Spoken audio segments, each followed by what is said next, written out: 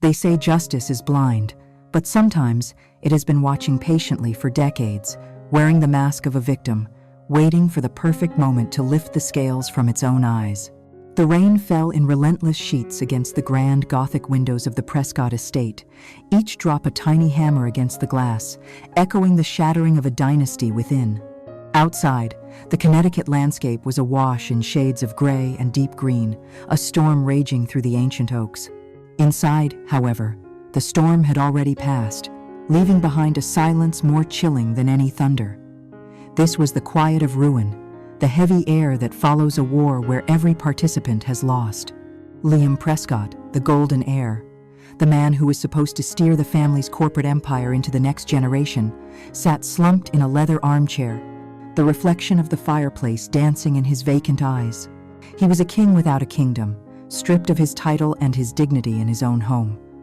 Across from him, his mother, the formidable matriarch Margaret Prescott, was a statue carved from ice and fury. For the first time in her life, she had no words, her legendary contempt for her daughter-in-law finally silenced by a truth she could not spin or suppress. And then there was Eleanor. She stood by the window, her silhouette framed against the turbulent sky, seemingly the sole victor in the night's brutal conflict. To anyone looking in, she was the wronged wife, the long-suffering daughter-in-law who had finally, bravely, exposed the rot at the core of her gilded cage. She had endured the infidelity, withstood the scorn, and had now, justifiably, brought the whole corrupt structure crashing down. There should have been tears of relief, a tremor of vindication in her hands, the deep, ragged breath of a survivor. But there was nothing. Her stillness was absolute, her reflection in the rain-streaked glass showing a face not of sorrow, but of unnerving, profound calm. It was the placid expression of an artist who has just placed the final, perfect brushstroke on a masterpiece of destruction. She was not listening to the storm, she was conducting it. This wasn't the aftermath of her tragedy. It was the culmination of her design. She was not the survivor of the storm, she was the storm itself. To understand the storm, you must first understand the suffocating stillness that came before it. You must walk the silent, polished halls of the Prescott mansion and see the life Eleanor Vance led after she became Eleanor Prescott. Her life before Liam was one of muted colors but authentic notes. Raised in a quiet, middle-class suburb, the daughter of a brilliant but financially unsuccessful engineer, her world was small, but it was hers. Her kingdom was the 88 keys of a grand piano, a second-hand instrument her father had spent a year's savings on. In that kingdom, she was a sorceress, weaving tales of passion, sorrow, and soaring joy with nothing but her fingertips and a profound understanding of music's soul. She had a scholarship to Juilliard, a future whispered about in reverent tones by her professors. She was not destined for wealth, but for greatness. And then she met Liam Prescott. He was nothing like the quiet, intense musicians she knew. Liam was a force of nature, a supernova of charisma and ambition. He was the heir to the Prescott financial empire, a name synonymous with old money and ruthless power on Wall Street.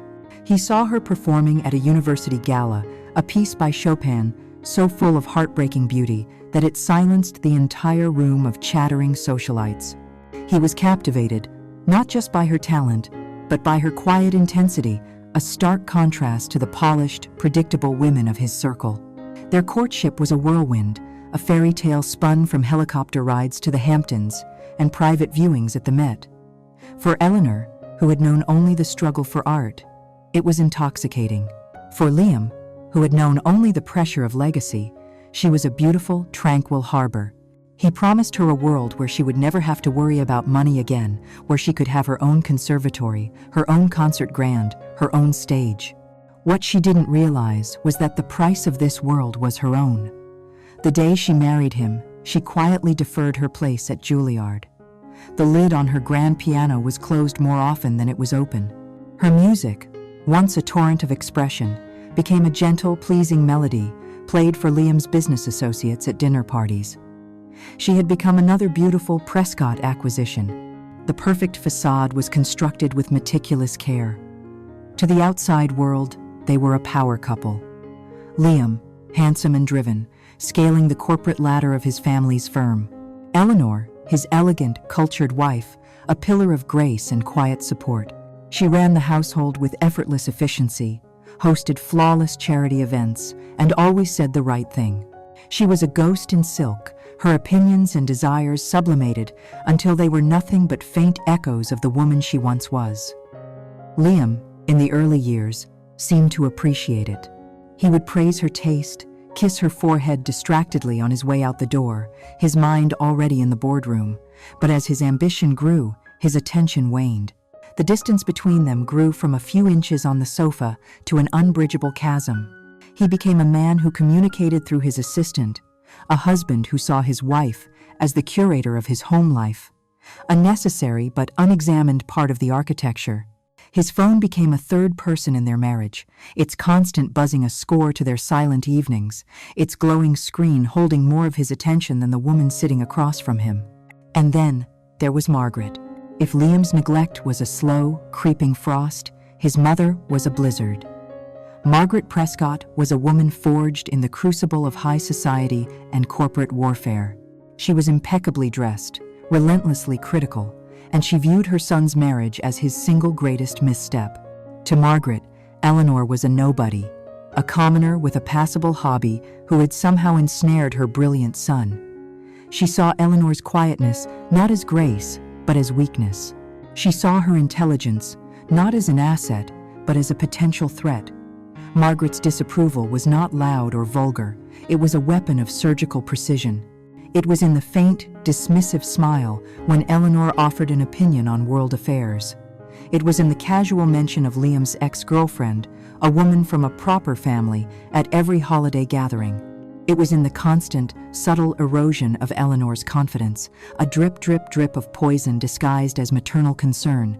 A typical Sunday dinner at the Prescott estate was a masterclass in psychological torment. The dining room itself was an oppressive space, vast and silent, dominated by a heavy mahogany table and the stern portraits of Prescott ancestors.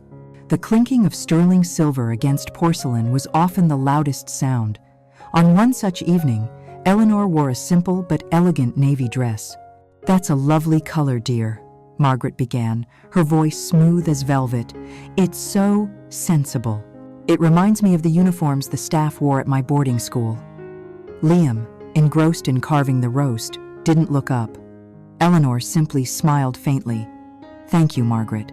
Later, the conversation turned to a recent acquisition by the Prescott firm, a complex deal Liam had spearheaded. Eleanor, who read the financial news religiously, offered a thoughtful insight on a potential market risk. Margaret let the silence hang in the air for a moment before turning to Liam, completely ignoring Eleanor's comment. "Your father would have handled the regulatory hurdles differently, Liam. You must be careful not to be seen as reckless." She had simultaneously dismissed Eleanor's intellect and undermined her son, a classic maneuver to maintain control. Eleanor watched Liam's jaw tighten, but he said nothing to defend his wife. He just changed the subject. In that moment, Eleanor was not a wife or a daughter-in-law. She was a ghost at the table, a silent witness to her own erasure. She would retreat after these dinners, not to her bedroom, but to the West Wing music room. The magnificent Steinway concert grand Liam had bought her sat in the center, its polished black surface collecting a thin layer of dust. She rarely played anymore. To play would be to feel, and feeling was a luxury she could not afford. Her passion, her fire, had been banked, smothered under layers of duty and expectation. She would sit on the bench, not even opening the lid, her hands resting in her lap. She was the perfect wife, the perfect daughter-in-law, living in the perfect home. It was a beautiful, gilded cage, and she was its most prized and most silent captive. But as she sat there in the dark, surrounded by the ghosts of melodies, she no longer played. She wasn't breaking. She was observing. She was learning. She was memorizing the precise location of every crack in the facade, every weakness in the foundation of the House of Prescott. The silence was not an absence of sound. It was the drawing of a breath before the first, devastating note was played. The beginning of the end, for the House of Prescott, did not announce itself with a thunderclap of revelation or a dramatic, tearful confession. It began with something small enough to be concealed in a closed fist. It began on a Tuesday morning, a day like any other, filled with the quiet hum of a well-managed household. Eleanor was in Liam's expansive dressing room, a space paneled in dark cherry wood and smelling faintly of cedar and expensive cologne. She was performing one of the many quiet duties of a perfect wife, gathering his suits from the previous week to be sent for dry cleaning. It was an act of intimacy, sorting through the pockets of a man whose mind and heart had long since become foreign territory. She moved with a practiced, almost meditative grace, checking the breast pockets for stray pens, the side pockets for forgotten receipts. It was in the pocket of a charcoal gray Tom Ford jacket, one he'd worn to a late-night board meeting 4 days prior, that her fingers brushed against something small, hard, and unfamiliar. She drew it out and placed it in the palm of her hand. It was a single cufflink. It was not one of Liam's. His tastes were aggressively traditional, simple gold knots, onyx squares, family crests.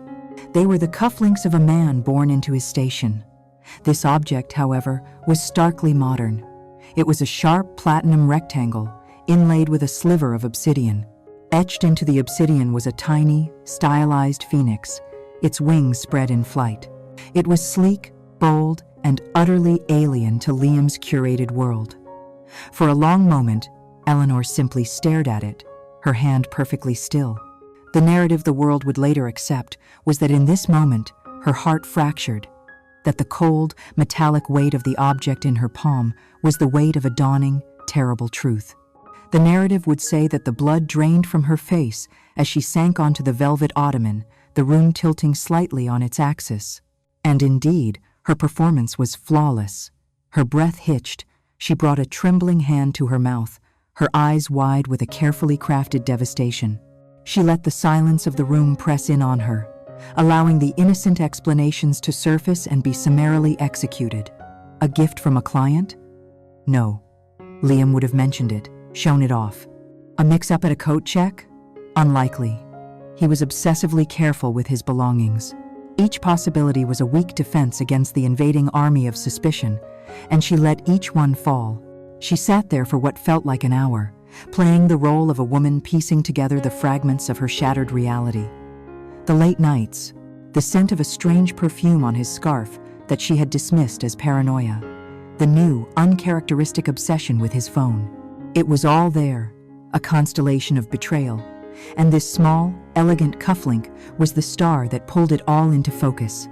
What the world would never know was the cold, clear calculation ticking away beneath the veneer of heartbreak. She did not feel the searing pain of betrayal.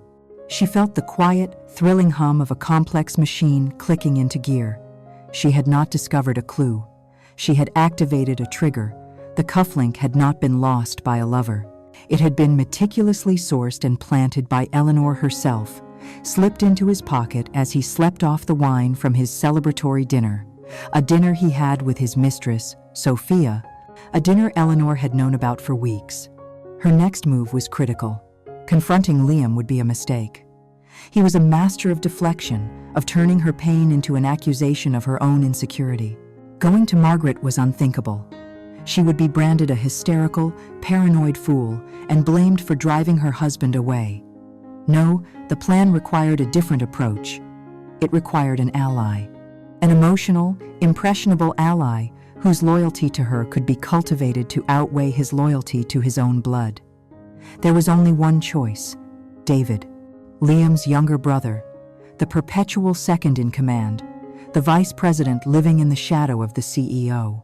David, who had always been kind to her, his gentle eyes holding a sympathy the rest of the family lacked.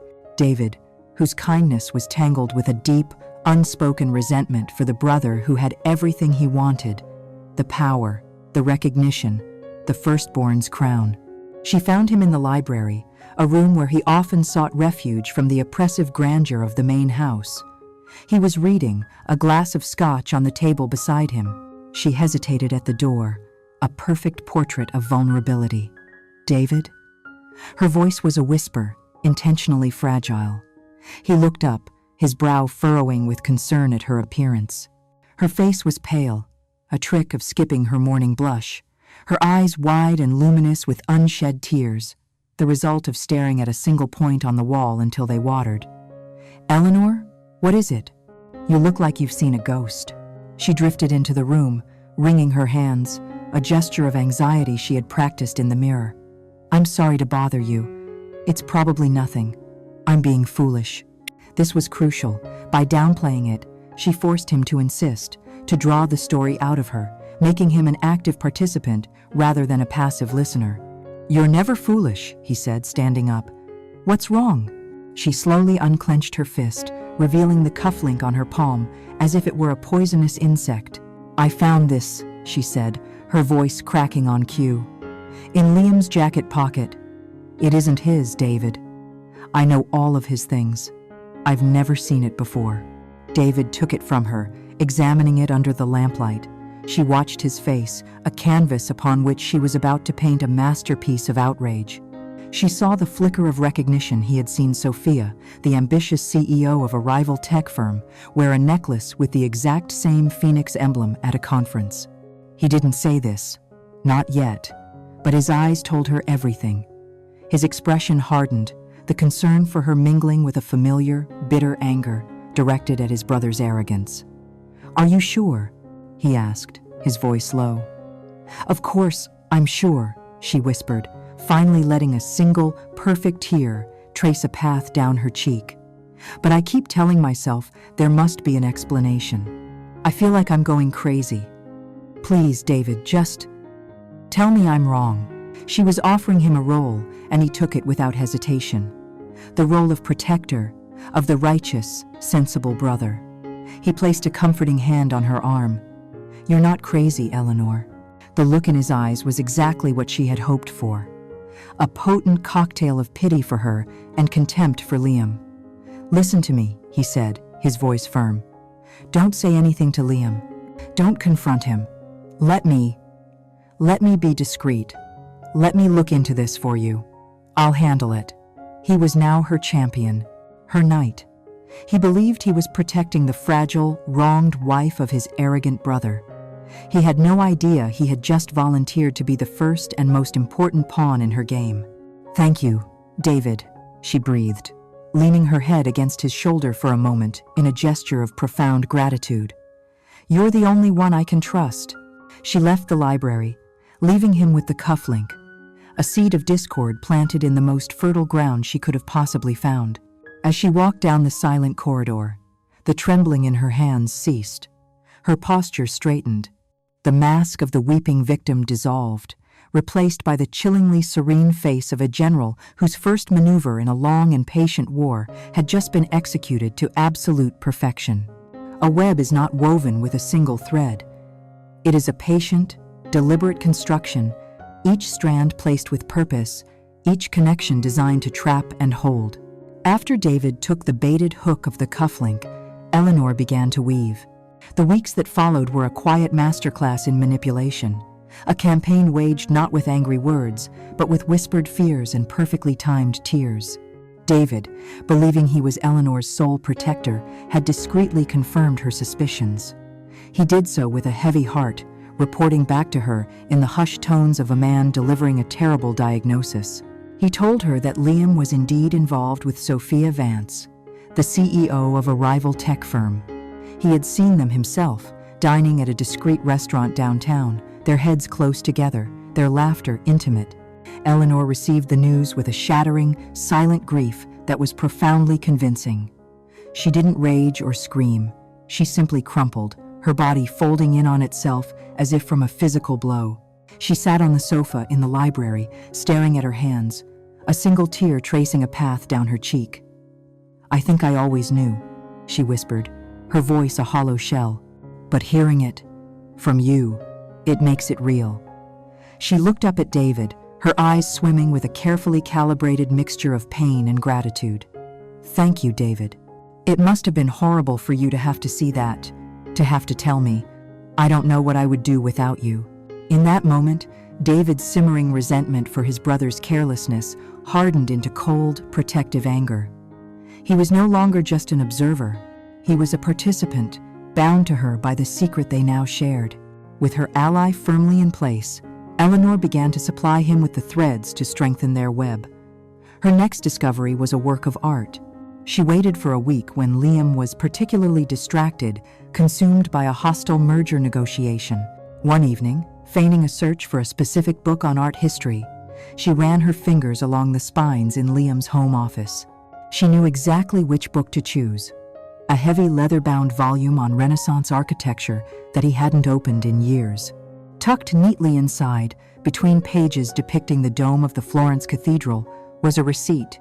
It was a thin, flimsy piece of paper, but it was laden with poison. It was from Cartier, dated 3 weeks prior, for the purchase of one Phoenix Collection diamond pendant. The price was astronomical.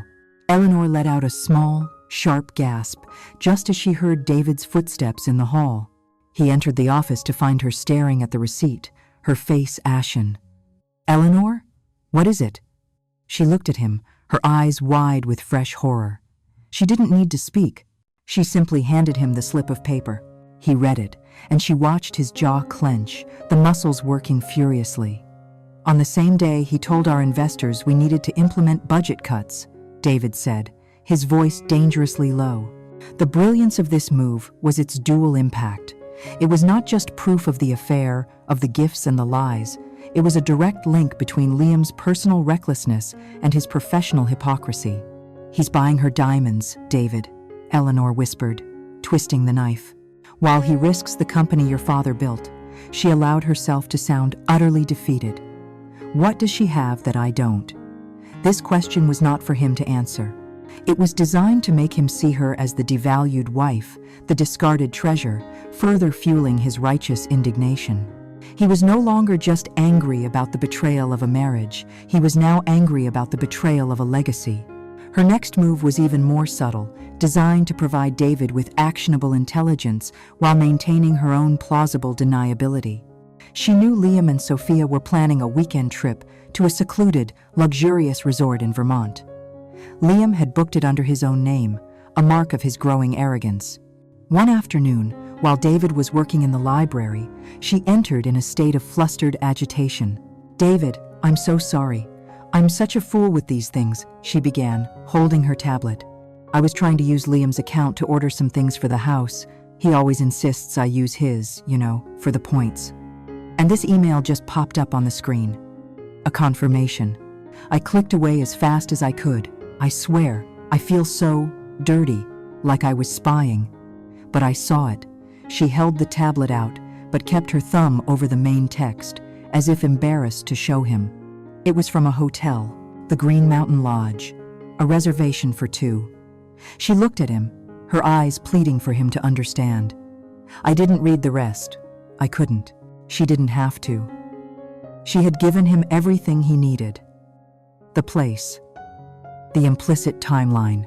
She had also reinforced her image as the innocent, technologically inept wife who had stumbled upon something she was never meant to see.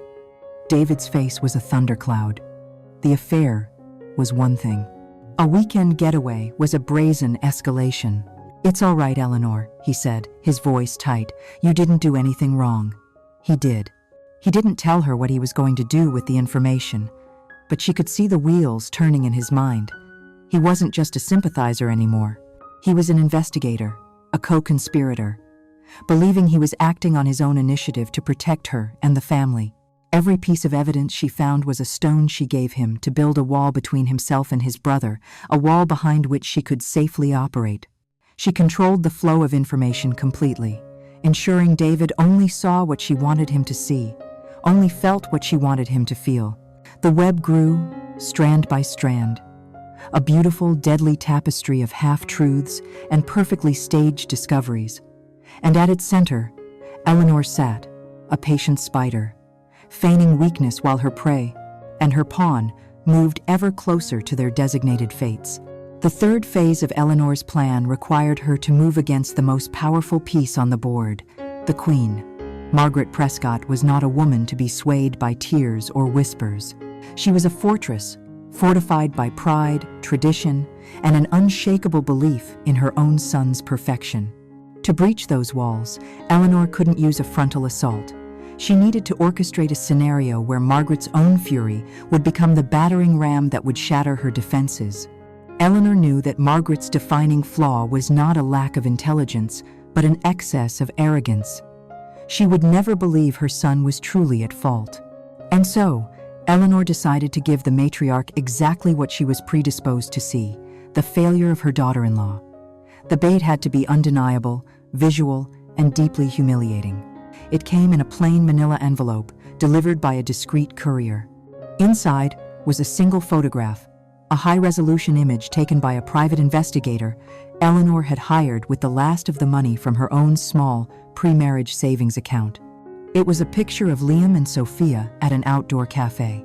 It wasn't salacious, which was key to its power. They were simply laughing, their heads close together over a shared newspaper, Liam's hand resting possessively on top of Sophia's. It was a picture of easy, joyful intimacy, the very thing that was absent from his own marriage. It was a portrait of emotional, not just physical, betrayal. This photograph was a loaded weapon, and Eleanor knew precisely where to aim it. She chose her moment with the precision of a master choreographer. It was a Thursday afternoon. Margaret was in the grand drawing room, reviewing floral arrangements for an upcoming charity gala. She was in her element, commanding, imperial, and utterly in control. Eleanor entered the room carrying a small stack of art books, the photograph tucked loosely into the top one. She had timed her entrance to coincide with the moment the household butler, a man who had served the Prescotts for 40 years and was famously loyal to David, was passing through the adjacent hall. "Margaret," Eleanor began, her voice soft and deferential, "I was hoping for your opinion on the Impressionists section of the library." As she approached the large mahogany table where Margaret sat, she feigned a slight stumble, just enough to jostle the books in her arms. The top book slid, and the photograph fluttered out, landing face-up on the polished Persian rug, directly in Margaret's line of sight. "Oh, my," Eleanor gasped, a flush of manufactured panic on her cheeks. "How clumsy of me." She bent to retrieve it, but Margaret's eyes had already locked onto the image. "What?" Margaret said, her voice dropping an octave, losing all its social grace. "Is that?" She didn't wait for an answer. She snatched the photograph from the floor before Eleanor could reach it. Eleanor watched as the matriarch's face went through a rapid, terrifying transformation. The initial look was one of regal annoyance at the interruption. This shifted to a flicker of confusion, then a dawning, horrified recognition of her son. But then, the final, crucial metamorphosis occurred. The horror did not curdle into disappointment in Liam. It froze, hardened, and then ignited into a blaze of pure, unadulterated rage, all of which she aimed, like a blowtorch, directly at Eleanor. "You dare," she hissed, rising from her chair, the photograph trembling in her hand. "You dare bring this trash into my home." Eleanor took a step back, her performance of a frightened, cornered animal beginning. "Margaret, please, I can explain. I found it. You found it?" Margaret's laugh was a sharp, ugly sound. "Or did you go looking for it? Did you hire someone to follow my son, to stalk him like a common criminal? Is this how a Prescott wife behaves? By airing her pathetic insecurities for the world to see?" Eleanor began to tremble, a genuine-looking tremor that she had perfected over weeks. "No, it's not like that." "Don't lie to me," Margaret spat, advancing on her. "I know you're kind. You were never strong enough for him. Liam is a powerful man, a brilliant man. Men like him have tiny needs, appetites.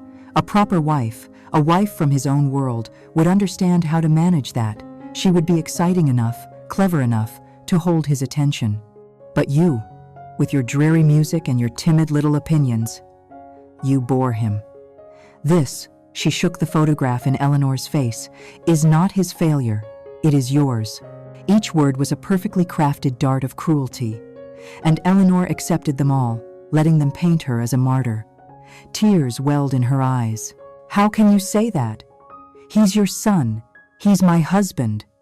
At that exact moment, as Margaret's voice reached a fever pitch, David appeared in the doorway, drawn by the commotion. He stopped dead, taking in the scene. His mother, face contorted with rage, looming over a weeping, terrified Eleanor. His eyes fell on the photograph in his mother's hand. The puzzle pieces clicked into place with horrifying clarity. "This is on you, Eleanor," Margaret shouted, oblivious to her new audience. "Your weakness drove him to this. You were never, ever good enough for him, and this proves it." David had seen enough. "Mother," he barked, his voice cracking like a whip. It was a tone he had never used with her before, and it stopped Margaret cold. She turned, her fury momentarily displaced by shock at his defiance. "That is enough." David strode into the room, placing himself physically between the two women. He put a protective arm around Eleanor, who sagged against him, burying her face in his shoulder in a sob. He looked at his mother with an expression of profound disgust. "Look at you," he said, his voice low and shaking with anger. "He is the one who betrayed his vows, who is humiliating this family, and you attack her? The victim? Have you no shame?" Margaret was stunned into silence, her mouth opening and closing uselessly.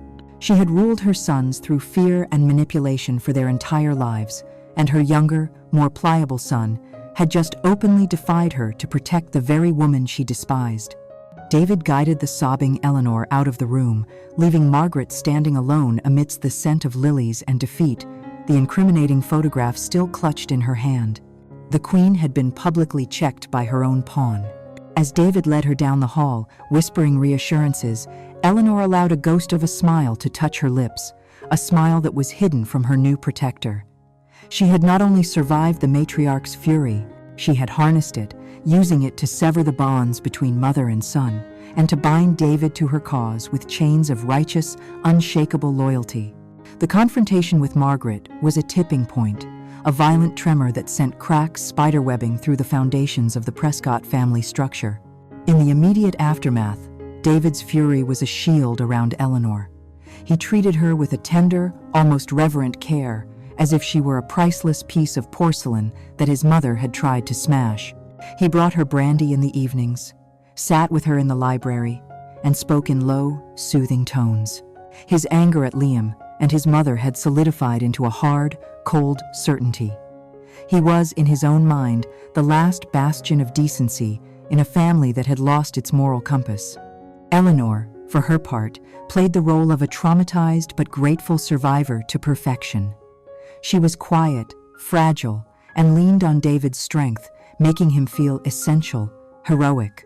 It was in this fertile ground of his protectiveness that she began to plant the next, far more dangerous seed. The pivot came on a rainy Sunday afternoon, a week after the fight. They were in the conservatory, the sound of the storm drumming a gentle rhythm on the glass roof. Eleanor, wrapped in a cashmere shawl, stared out at the drenched gardens. "I don't know how I can ever thank you, David," she began, her voice barely a whisper. "If you hadn't been there?" What she said. He put a comforting hand on her shoulder. "Don't think about it. My mother was wrong, unforgivable." Eleanor turned to him, her eyes wide and full of a new, deeper fear. "It's not just me I'm worried about anymore," she said, her voice trembling slightly. "It's not just the things she said. It's Liam. It's the company." David's brow furrowed. "What do you mean?" This was the opening she had been waiting for. She hesitated, as if reluctant to speak, to burden him further. "I probably shouldn't say anything. I don't understand business, not like you do. I'm sure I just misunderstood." This feigned ignorance was a critical part of the strategy, positioning him as the expert, the interpreter of the serious world of finance that was beyond her delicate understanding. "Eleanor, you can tell me anything," he urged, his concern piqued. She took a deep breath. "Liam was on a conference call late last night. In his study, he thought I was asleep. I couldn't help but overhear." She recounted a version of the call, meticulously edited for maximum effect. He was talking about the Apex Technologies merger. He sounded, I don't know, so arrogant. He was laughing with someone on the other end of the line, saying that the board's concerns about due diligence were old-fashioned and that he was fast-tracking the deal based on a personal guarantee. Then he mentioned her name, David. He said Sophia Vance was the future, and together they were going to shake the dust off the Prescott name. She let that sink in, the venomous link between his infatuation and his professional judgment. Then she delivered the masterstroke. He said something about, leveraging the employee pension fund to provide the final tranche of liquidity. David. She looked at him, her eyes a perfect mask of terrified innocence. Is that normal? It sounded so risky. She could see the blood drain from David's face. Leveraging the pension fund for a speculative, fast-tracked merger, a deal influenced by his mistress, was not just risky, it was a catastrophic betrayal of fiduciary duty. It was the kind of reckless, ego-driven move their notoriously cautious father would have condemned with biblical fury. "No, Eleanor," David said, his voice a tight wire. "That is not normal. It's insane." Eleanor pressed her advantage, cloaking it in concern. "He's just not himself. It's like this affair has made him blind to everything. The lies, the spending, and now this. It's like he doesn't care about the legacy your father spent his entire life building." She then turned her gaze on David, her expression full of sincere admiration. "Your father was so brilliant because he was careful. He was a builder, not a gambler. I see that in you, David. I always have. You have his patience, his analytical mind. Liam has the name, but you have his wisdom." It was a devastatingly effective blow, targeting the two deepest wounds in David's soul: his insecurity about living in Liam's shadow, and his desperate desire to be seen as the true heir to his father's character, not just his fortune. He had spent his life being the sensible one, the reliable one, while Liam, the charismatic firstborn, got the glory. Now, here was Eleanor, the ultimate victim of Liam's recklessness, validating everything David had ever secretly believed about himself. She was not just praising him, she was anointing him. She reframed his resentment, not as jealousy, but as righteous concern. His ambition was not a selfish desire for power, but a noble duty to protect their heritage. "I'm so frightened," she whispered, laying a hand on his arm. "For the employees who have been with your family for decades, for the Prescott name. He's treating the company like a casino, and he's betting it all to impress a woman who is supposed to be his rival." David stood up and walked to the conservatory window, his back to her. She could see the tension in his shoulders, the war being fought within him. He was a man of caution, taught to respect the hierarchy of the family. But Eleanor had systematically dismantled that hierarchy. She had shown him that the king was a fool and the queen was a tyrant. What was left for a prince but to claim his own authority? "The board trusts him," David said, thinking aloud. "His recent numbers have been good. They won't listen to me, to my concerns, without proof. Something concrete they can't ignore." Eleanor remained silent. She had brought him to the edge of the cliff. He needed to decide to jump on his own. She had planted the idea of Liam's unfitness, stoked the embers of his ambition, and provided the noble justification. Now, she simply had to wait for him to draw the inevitable conclusion. After a long moment, he turned back to her, his eyes hard and a new, steely resolve in his expression. "Don't you worry, Eleanor," he said, his voice devoid of its earlier softness. "I won't let him burn it all down. I'll find the proof." In that moment, David Prescott ceased to be merely her protector. He had become her weapon, and he was now aimed directly at the heart of his own brother's empire. David's transformation was as quiet as it was absolute. The sympathetic, slightly melancholic younger brother was gone, replaced by a man with the cold, clear purpose of a hunter. His evenings were no longer spent with a book and a glass of scotch, but in his home office, surrounded by mountains of financial reports, market projections, and corporate filings. He was searching for the flaw in the fortress, the crack in his brother's professional armor that he could exploit. He believed this quest was his own, born of a noble duty to protect his family's legacy. He had no idea that the map he was following, every twist and turn, was being drawn in real time by the very person he sought to protect. Eleanor became the ghost in the machine, the invisible hand guiding his investigation. She never gave him documents directly. That would be too obvious. Instead, she created opportunities for discovery, staging scenes with the skill of a seasoned theater director. Liam's growing arrogance was her greatest asset. Consumed by the thrill of the Apex merger and his passionate affair with Sophia, he had become sloppy, leaving his work laptop unlocked in his study, taking sensitive calls on speakerphone, and treating the mansion as an infallible extension of his corporate office. Eleanor, moving silently through the house, was a meticulous archivist of his carelessness. One evening, she called David, her voice a pitch-perfect blend of anxiety and helplessness. "David, I am so sorry to bother you so late. It's Liam. He's just left for a dinner meeting in the city, and he's forgotten his entire briefcase. He's furious.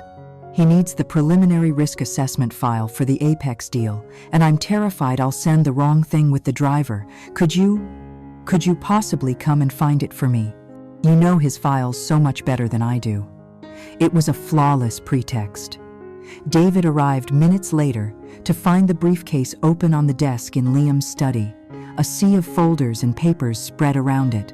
While he searched for the correct file, Eleanor stood by the door, wringing her hands. It gave him an uninterrupted 5 minutes to use his phone to photograph several key documents, internal projections that were far more pessimistic than what Liam had presented to the board, memos from the legal department warning of regulatory risks, and, most damningly, a draft of a private stock option grant for a new, strategic partner that was clearly intended for Sophia Vance upon completion of the merger. Eleanor remained the flustered, helpful wife.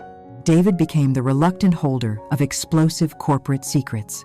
She fed him a steady diet of these overheard and stumbled upon truths. "He was on the phone with Sophia earlier," she would tell David, her voice hushed. They were laughing about Mr. Sophia. Henderson on the board, calling him a dinosaur for questioning their growth strategy. It was so disrespectful, David. Each piece of information was a small, sharp stone, and David was using them to build a case against his brother, piece by agonizing piece. But to truly damage Liam's standing, they needed more than just the suggestion of future recklessness. They needed a public failure. They needed blood in the water. And so, Eleanor orchestrated the gambit. The target was a mid-sized but highly prestigious project, a competitive bid for a state infrastructure contract. It was a project Liam was personally overseeing, a guaranteed win he had already been boasting about. The key to the Prescott bid was a proprietary algorithm that optimized supply chain costs, allowing them to undercut competitors by a slim but decisive margin. The details of that algorithm's output were the crown jewels of their proposal. Eleanor knew that Liam, in his hubris, often took his work laptop to a discreet boutique hotel lounge for his afternoon trysts with Sophia. It made him feel powerful, mixing his corporate conquests with his romantic ones. Through her private investigator, Eleanor learned his schedule. She didn't need to hack his computer. The plan was simpler, more elegant, and ultimately, far more damning to Liam. She had the investigator, a former intelligence operative, simply sit at an adjacent table. As Liam and Sophia were engrossed in their conversation, laughing and touching hands, Liam left his laptop open and unattended on the table for the 90 seconds it took him to order another round of drinks at the bar. It was all the time the investigator needed. A tiny USB stick containing a simple keylogging software was inserted and removed in less than 5 seconds. By the end of the day, Eleanor was in possession of Liam's login credentials, his private emails, and, most importantly, the unencrypted final bid for the infrastructure contract. 2 days later, an anonymous, untraceable email containing the Prescott bid's core financial data was sent to their chief competitor. The news broke a week later. Prescott Incorporated had lost the state contract. They had been underbid by less than 1%. The Wall Street journals buzzed with rumors of a leak, of corporate espionage. The board of directors was apoplectic. Liam was summoned to an emergency meeting in the main boardroom, a room that felt more like an interrogation chamber. He was blindsided, furious, and defensive. "It's impossible," he raged. "Our security is airtight. Someone on the inside must have sold us out." The board members, old, stern-faced men who had served under his father, were not convinced. And then David, sitting at the far end of the table, spoke. His voice was calm, reasonable, but every word was a carefully aimed dart. "Liam, of course we'll conduct a full internal investigation," he said smoothly. But we must also consider the possibility that the breach was not internal. It could have been external, a matter of personal security protocol. He turned to the other board members.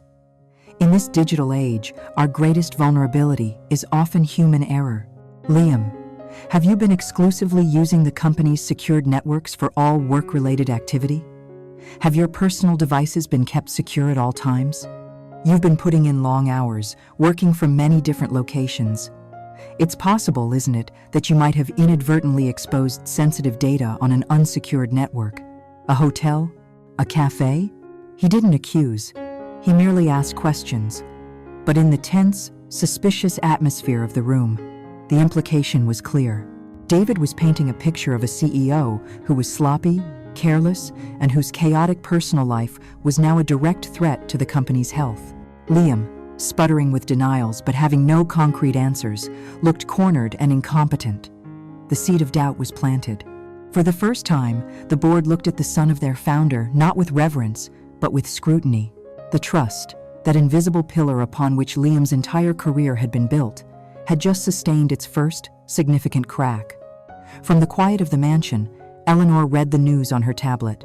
The gambit had worked flawlessly. Liam's reputation was wounded, the board was unsettled, and David was now seen as the voice of reason and stability. The corporate war had begun, and she had won the first battle without anyone even knowing she was on the field. Up until this point, the story of the Prescott family's downfall had been told through the lens of tragedy. It was a tale of a good woman pushed too far, of a brother's righteous anger, of a family crumbling under the weight of its own secrets. It was a compelling narrative. It was also a complete and utter lie. To understand the truth, one must leave the grand public rooms of the Prescott estate and follow Eleanor to the places no one else ever went. One must see the woman who existed when the audience of David, of Margaret, of the household staff, was gone. This woman, the real Eleanor, was not a victim. She was an architect, and the chaos consuming the Prescotts was not a wildfire she was trying to escape, but a skyscraper of vengeance she was building, floor by meticulous floor. While Liam grew increasingly paranoid in the wake of the data leak, lashing out at his subordinates, and David became emboldened, gathering allies on the board, Eleanor projected an image of deepening sorrow. She was a phantom in her own home, pale and withdrawn, a constant, silent reproach to the men whose actions were supposedly tearing her apart. But in the quiet moments, a different person emerged. Her secret sanctuary was the old, dilapidated greenhouse at the farthest edge of the estate grounds, a relic from the previous century, forgotten and overgrown. Inside, the air was thick with the scent of damp earth and decay. No one ever came here. It was here, amongst the shattered panes of glass and the skeletal remains of long-dead orchids, that Eleanor made her real phone calls. She used a simple, untraceable burner phone, a tool as anonymous and efficient as her methods. One evening, as dusk bled across the sky, she stood in the gloom of the greenhouse and dialed a number from memory. The voice on the other end was clipped, professional. "Yes?" "The pigeons are scattering," Eleanor said, her voice devoid of any of its usual fragile softness. It was flat, cold, and clear. "The scarecrow is proving effective." "Understood," the voice replied. "And the next phase of planting? The soil is almost ready. I need you to procure the final set of tools. We are no longer looking at the branches. It is time to examine the roots. I will forward the parameters." "It will be done," the voice said, and the line went dead. Eleanor removed the SIM card from the phone, snapped it in half, and let the pieces fall into a crack in the stone floor, where they vanished into the dark earth. 2 days later, she met the owner of the voice on a windswept promenade overlooking the Long Island Sound. He was a man named Marcus Thorne, though she doubted it was his real name. He was unremarkable in every way, middle-aged, dressed in a simple gray suit, with a face you would forget the instant you looked away. He was also, by reputation, the most discreet and effective private investigator on the East Coast, a former MI6 operative who specialized in the quiet acquisition of inconvenient truths. He did not operate like a detective, he operated like an intelligence agent, and his fees were astronomical. He was a resource Eleanor had been cultivating for years, long before she had even married Liam. He handed her a coffee. The preliminary reports on Margaret Prescott's financials are on the encrypted drive at the bottom of the cup, he said, his voice a low murmur. As you suspected, her personal holdings are a labyrinth. But we found something, an anomaly, a blind trust, established 35 years ago. The payments are irregular but substantial. Eleanor took a slow sip of the coffee, her eyes on the gray, churning water. That is the root, she said. Focus all resources there. I don't care about her investments. I care about what she is hiding. Look for payments to private medical facilities, long-term care homes, sanatoriums. Search for names connected to her family from that period. Dig until you hit bedrock. Thorne nodded, a flicker of professional respect in his otherwise impassive eyes. He had worked for billionaires, politicians, and oligarchs. But this quiet, unassuming woman was different. She didn't ask for possibilities. She gave directives. She didn't want evidence of a crime. She was searching for the precise leverage point to shatter a life. The other matter, Thorne continued, the asset, Sophia Vance. She is becoming more confident. She believes Liam is days away from announcing the Apex merger and proposing to her. She is convinced she is the driving force. Eleanor allowed herself a small, cold smile. Miss Vance is a catalyst. A beautiful, ambitious, and entirely predictable chemical reaction. Her purpose is nearly fulfilled. Thorne then confirmed the detail that ripped the entire narrative of the wronged wife to shreds. Your initial assessment was flawless, he said. The anonymous tip we fed to her chief financial officer about Liam's personal interest in acquiring her father's dormant patent portfolio was the perfect bait. She saw a chance to save her struggling company and approached him just as you predicted. There it was. The truth, laid bare on a cold, windswept afternoon. The affair was not something that had happened to Eleanor. It was the opening move of her own design. She had profiled Liam, understood his weaknesses, his ego, his desire to be seen as a visionary, his attraction to powerful, assertive women who were the opposite of the gentle persona she projected. She had then researched potential candidates and found Sophia Vance, brilliant, in financial trouble, and possessing a professional history that would intrigue Liam. She hadn't pushed them together. She had simply opened a door between their two worlds and baited it with the one thing neither could resist, a tantalizing business opportunity. The rest was just human nature. As she walked back to her car, leaving Thorne to his work, the mask of the victim slipped back into place. By the time she arrived back at the Prescott mansion, she was once again the fragile, sorrowful Eleanor. David met her at the door, his face etched with concern. Where were you? I was worried. She gave him a tired, grateful smile. I just needed some air. Everything is just a lot. He wrapped a comforting arm around her, believing he was protecting a delicate bird, never suspecting he was embracing the architect of the entire storm. A woman who had drawn the blueprints for this devastation, long before anyone had even heard the first clap of thunder. The boardroom at Prescott Incorporated was a cathedral of corporate power. The walls were paneled in a dark, almost black mahogany, and the air itself seemed heavy with the weight of deals made and fortunes won and lost. A single, monolithic table, polished to a mirror shine, ran the length of the room. On the walls hung the portraits of the past leaders, Eleanor's father-in-law, his father, and his grandfather, all staring down with stern, unblinking eyes.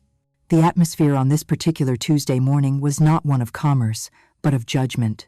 The emergency meeting had been called by David, who, with the quiet support of two senior board members, was now forcing a confrontation. Liam sat at the head of the table, his customary arrogance forming a brittle shell over a growing unease. Margaret was not present. She was merely an honorary member and was not required to attend, a fact for which she would soon be both grateful and damned. David began, his voice calm and measured, a stark contrast to the storm he was about to unleash. He did not speak of infidelity or personal matters. He spoke the language of the boardroom, numbers, projections, and fiduciary duty. He laid out the case with chilling precision. The loss of the state infrastructure contract, citing the inexplicable data leak. the alarming risk profile of the fast-tracked Apex Technologies merger. He presented internal analyses, the ones Eleanor had helped him find, that showed a potential downside far greater than Liam had ever disclosed. The core of this company, the foundation my father laid, David said, his eyes scanning the faces of the grim-faced directors, was built on prudence, on exhaustive due diligence. The current strategy, spearheaded by our CEO, appears to be based on something else. An emotional, ego-driven haste that is putting the entire corporation, including our employees' pensions, at an unacceptable level of risk. Liam erupted. "This is preposterous," he snarled, slamming his hand on the table. "This is a pathetic power play by a man who has lived his entire life in my shadow. Our growth figures are the best they've been in a decade. Apex is a visionary acquisition, and you lack the courage to see it." He turned on his brother, his face flushed with fury. "You are a glorified accountant, David. You have the soul of a clerk." The argument escalated, the brothers trading bitter, personal blows that made the other directors shift uncomfortably in their high-backed leather chairs. It was at the peak of this ugly crescendo that the grand boardroom doors swung silently open. Every head turned. Standing in the doorway was Eleanor. The effect was electric, a collective intake of breath in the silent room. A wife had never, in the 100-year history of the company, set foot in this chamber during a board meeting. She was dressed in a simple dark gray suit, her hair pulled back severely. Her face was pale, devoid of makeup, and she carried a single, slim leather portfolio. She looked not like an avenging angel, but like a reluctant witness called to a trial. "Forgive my intrusion, gentlemen," she said, her voice soft but clear, carrying an astonishing weight in the stunned silence. "I am not here as a wife. I am here as a concerned party whose entire life and future are tied to the health of this company. I have stayed silent for too long, out of a misplaced sense of family loyalty. But I can no longer stand by and watch the legacy that Thomas Prescott built be dismantled by the recklessness of his own son." She walked to the table, her composure absolute, and placed the portfolio in the center. She did not open it. She looked directly at Liam, and for the first time, he saw not the gentle, wounded woman he had taken for granted, but a stranger with eyes of cold, hard stone. "The issue of my husband's judgment is not merely professional," she continued, her gaze sweeping across the board members. "It is profoundly personal, and the two have become dangerously intertwined." She nodded to David, who now projected a series of images onto the large screen at the end of the room, the picture from the cafe, a hotel receipt from Vermont, the bill from Cartier for a Phoenix pendant. It was a clinical, brutal presentation of his infidelity. Eleanor's voice narrated the slideshow, not with anger, but with a deep, chilling sorrow. "This is Sophia Vance," she said, as a picture of the beautiful CEO appeared. "My husband's mistress. She is also the head of Apex Technologies, the company he is asking you to bet this entire corporation on. This is not business, this is an obsession. He is not making decisions with his head. He is making them to impress a woman who is our direct competitor." A wave of shock rippled through the room. Liam was ashen-faced, speechless. Eleanor then delivered the final, crushing blows. She produced a sworn, notarized affidavit from the Prescott family butler, detailing the vicious verbal assault he had witnessed Margaret launch at Eleanor, confirming that the matriarch knew of the affair and was actively trying to cover it up, blaming Eleanor for her son's transgressions. "My mother-in-law, in whom I confided, chose to enable her son's destructive behavior rather than protect the family and its assets," Eleanor stated, her voice breaking with practiced perfection. Finally, David presented the documents showing Liam's plan to leverage the pension fund and the secret stock option grant for Sophia. The case was now complete. It was a portrait of a man compromised by ego and lust, enabled by his mother, a man who was actively gambling the company's future for his own personal gratification. The chairman, a man who had known Liam since he was a boy, cleared his throat, his face a mask of sorrow and disbelief. "A motion has been brought to the board," he said, his voice heavy. "A vote of no confidence in the chief executive officer, Liam Prescott." The vote was a mere formality. It was swift, unanimous, and brutal. Liam was stripped of his position, effective immediately. A second motion suspended Margaret's position on the board indefinitely. It was over in less than 10 minutes. The Prescott reign had ended. As the stunned board members began to murmur amongst themselves, Liam sat frozen, his empire turned to dust around him. He looked at Eleanor, truly looked at her, and saw a stranger he had never known. The board members approached her one by one, offering their condolences, their admiration for her courage. They saw a hero who had sacrificed her own dignity for the greater good. As Eleanor and David, the newly appointed interim CEO, walked out of the boardroom, he put a hand on her shoulder. "You were incredible," he whispered, his voice full of awe. "You saved us." Eleanor gave him a small, watery smile, the perfect picture of exhausted, tragic victory. The coup was complete. Power had not been seized. It had been surrendered to her, willingly, gratefully, by men who would never understand that she was not the savior of the company. She was its executioner. The aftermath of the boardroom coup was a period of eerie, unnatural quiet at the Prescott estate. Power, having been violently unseated, had resettled not upon David, the new interim CEO, but in the silent, watchful presence of Eleanor. She was the center of the new gravity. David, overwhelmed by the sudden weight of his new responsibilities, deferred to her constantly. He would find her in the library or the garden, seeking her advice on everything from board appointments to press releases. He called it her wisdom, her unflinching moral clarity. He did not realize he was a king, taking counsel from the very force that had engineered his ascension, a puppet asking the puppeteer which way to dance. With her gentle, sorrowful guidance, David began the work of stabilizing the company. The first and most decisive act was the immediate and unconditional termination of the Apex Technologies merger agreement. The project was deemed financially unsound and reputationally compromised. With that single act, Sophia Vance was excised from the Prescott narrative as cleanly as a surgeon removes a tumor. Sophia, who had believed herself to be on the verge of a personal and professional triumph, was blindsided. She was now not only Liam's discarded mistress, but also the CEO of a company left hanging in the wind, its stock price plummeting. She called Liam's phone relentlessly, but it went unanswered. In a final, desperate act, she drove to the estate, demanding to see him. It was Eleanor who met her at the door, blocking the entrance with her calm, unreadable presence. "He won't see you, Sophia," Eleanor said, her voice not unkind, but utterly final. "But I won. He chose me." Sophia's voice was ragged with disbelief. Eleanor looked at the ambitious, broken woman before her with a profound, chilling detachment, the way one might look at a chess piece that has been sacrificed. "No," Eleanor said softly.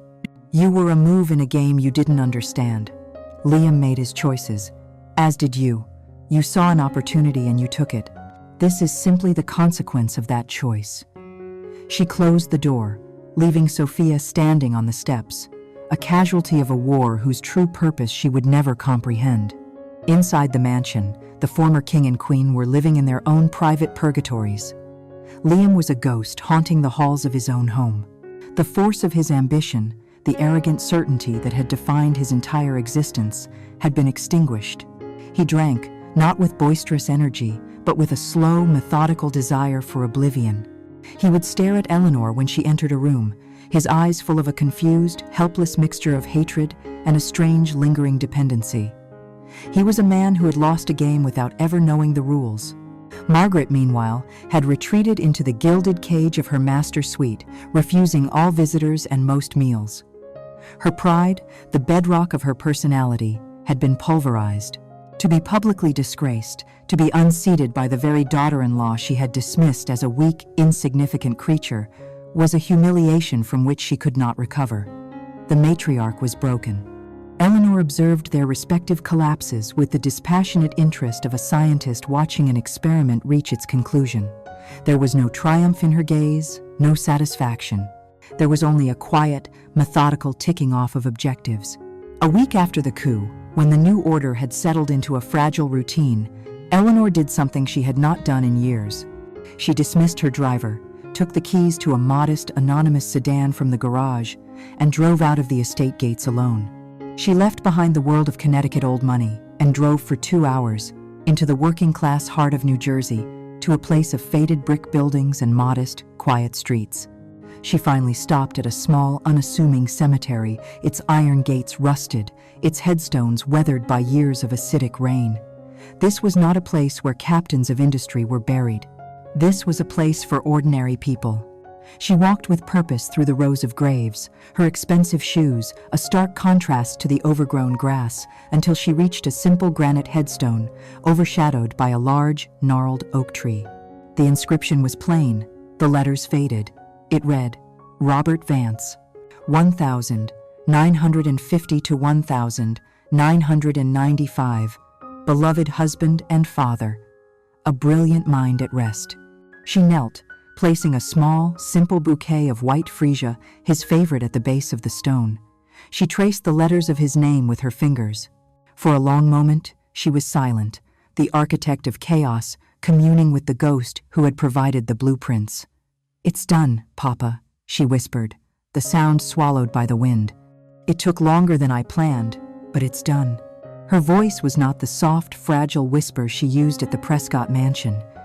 It was the voice of a soldier reporting the completion of a mission. "They are broken.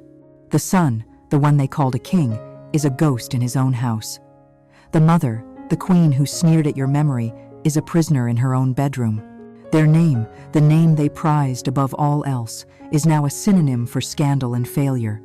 She looked up at the gray sky. "They took your company with lawyers and lies, so I took theirs with whispers and truth. They took your reputation, so I shattered theirs.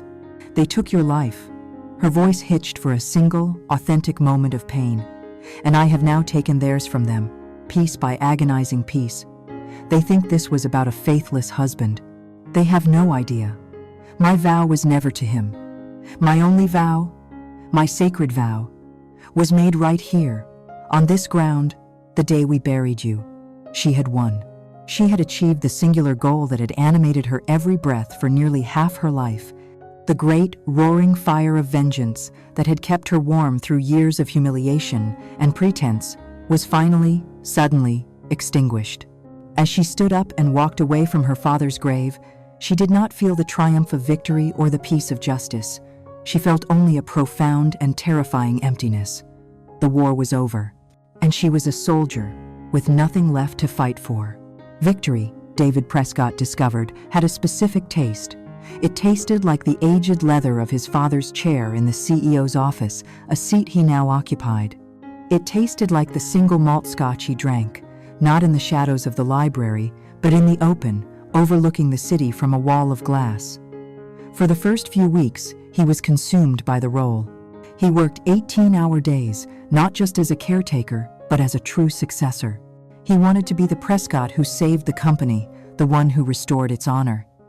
To do that, he felt he needed to truly understand the empire he now commanded. He needed to understand the mind of his father, the man who had built it all.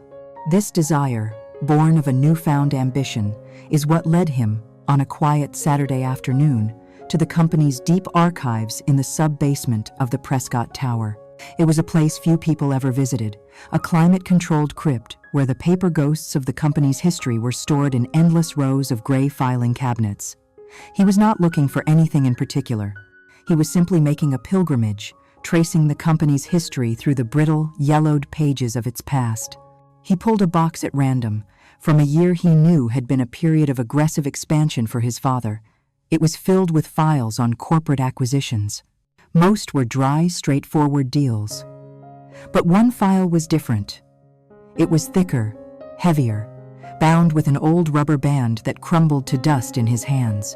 The label on the folder read, "Vance Innovations, Hostile Takeover." The name gave him a slight jolt. Vance, like Sophia. He dismissed it as a coincidence and opened the file. What he read over the next hour was a masterclass in corporate brutality. Vance Innovations had been a small, visionary robotics firm run by an engineering genius named Robert Vance. The file detailed how Prescott Incorporated, led by his father, had systematically dismantled the company from the outside. They had poached his top engineers, filed frivolous patent lawsuits to drain his capital, and initiated a whisper campaign among his investors, questioning his financial stability. The final blow was a lowball, hostile bid that a weakened Vance, betrayed by his partners and buried in legal fees, was powerless to refuse. Prescott Incorporated had absorbed the company, stripped it of its valuable patents, and then dissolved the rest. It was a textbook corporate raid. Tucked into a sleeve at the back of the file was a newspaper clipping from the business section, dated 6 months after the takeover. The headline was small: Disgraced tech founder Robert Vance dead by suicide. David felt a chill that had nothing to do with the air-conditioned room. He had always known his father was a ruthless businessman, but this was a level of cold, calculated destruction that unsettled him. It felt personal. He was about to close the file, to put the ugly story back in its crypt, when another document slipped out. It was an old company newsletter from Vance Innovations. From before the fall, a Meet Our Founder feature. There was a full-page photo of Robert Vance. He was a kind-faced man with brilliant, intense eyes, standing proudly in his workshop next to his latest creation. And standing beside him, her small hand placed proprietorially on the robot's metal arm, was his daughter.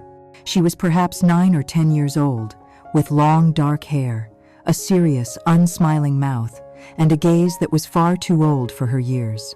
She was looking directly at the camera, with a quiet, unnerving intensity.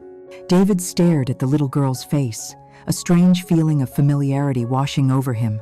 It was in the set of her jaw, the shape of her brow, and then his eyes locked on hers. Time seemed to stop. The dust motes dancing in the single beam of light froze. The hum of the climate control faded to nothing. He knew those eyes. He had looked into them every day for the past 10 years.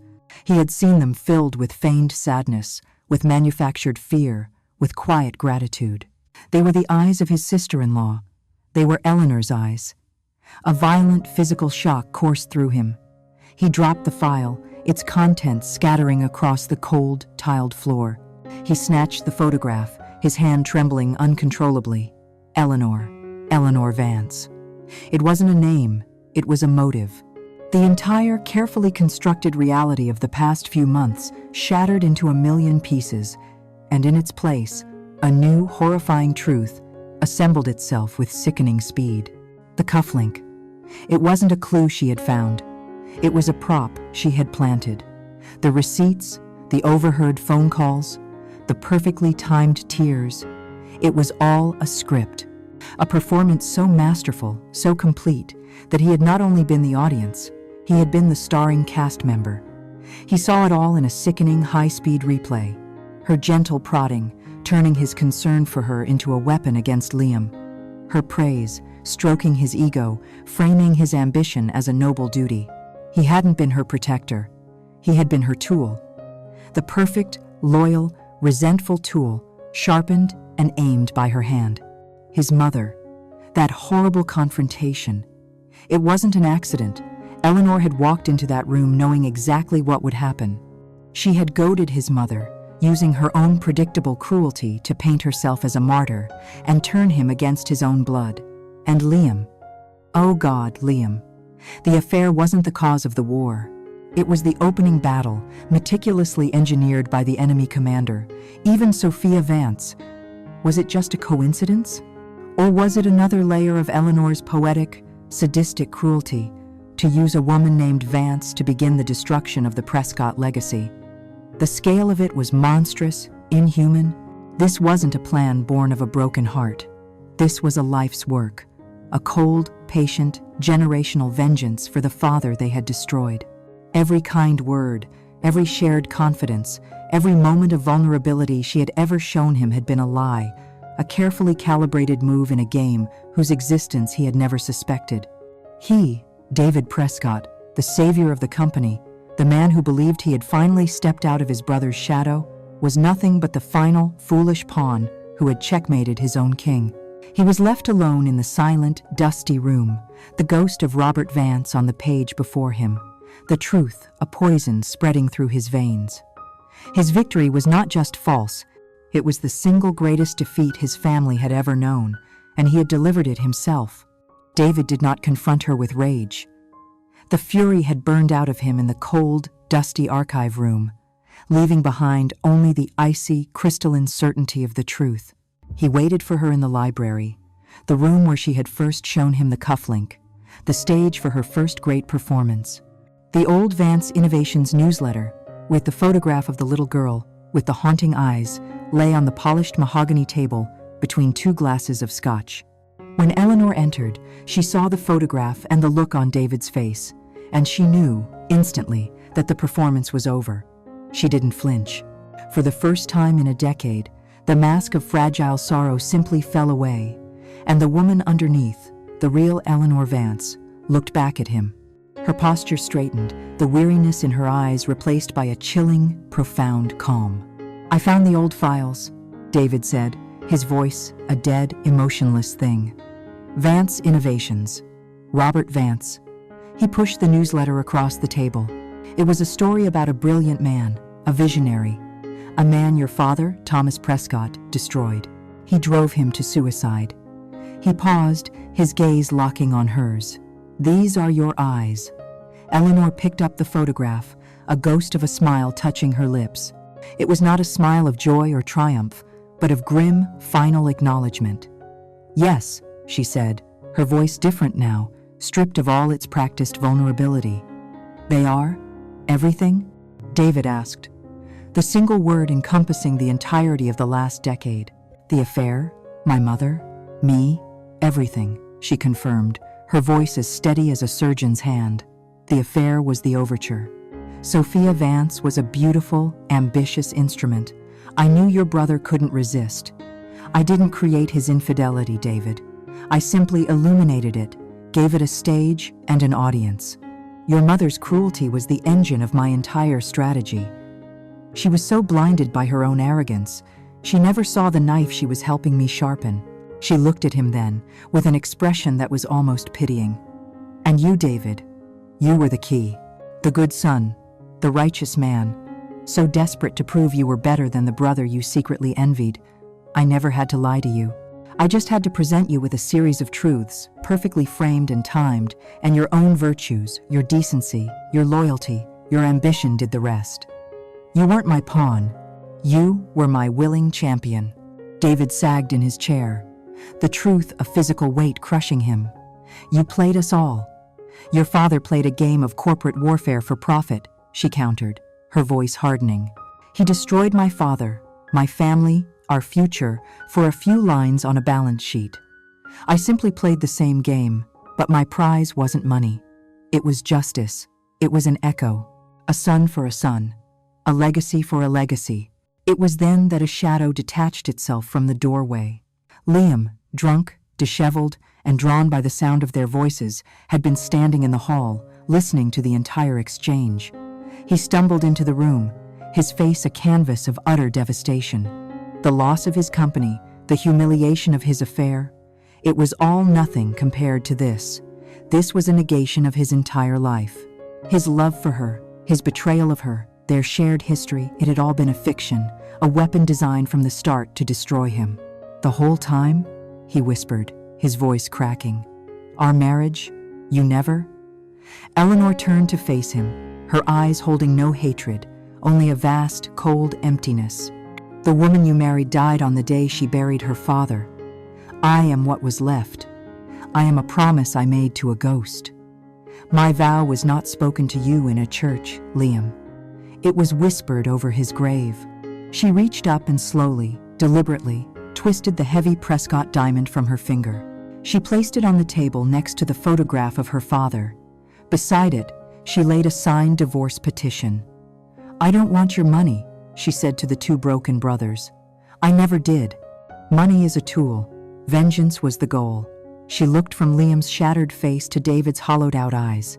"I just wanted you to know what it feels like to have your world burn down around you, to stand in the ashes of everything you ever loved, everything you ever were, and to know that you are utterly, completely alone." And with that, she turned and walked out of the library. She walked through the grand hall of the Prescott mansion, her footsteps echoing in the silence. She did not look back. She walked out the front door, leaving it open behind her, and vanished into the night. The aftermath was a quiet apocalypse. The news of the full deception, when David finally confessed it, shattered what was left of the family. Margaret Prescott suffered a massive stroke and was left a silent, paralyzed prisoner in the mansion she once ruled.